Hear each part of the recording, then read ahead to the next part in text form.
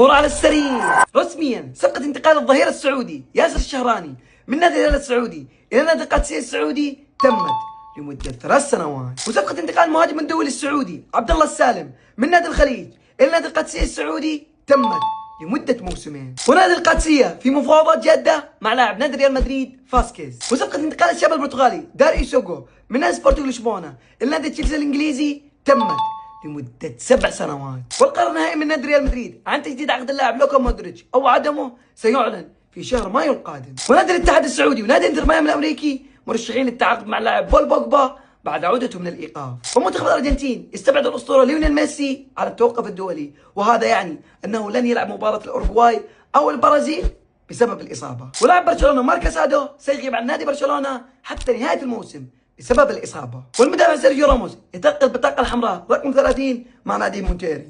والصدمة راموس أخذ البطاقة الحمراء مع جميع الأندية التي لعب معها سوى المنتخب الإسباني. ورسميا نادي نهضة بركان المغربي يحقق لقب الدوري المغربي لأول مرة في تاريخه. ولمتابعة أخبار كرة القدم اضغط على الزائد الأحمر وتابعني.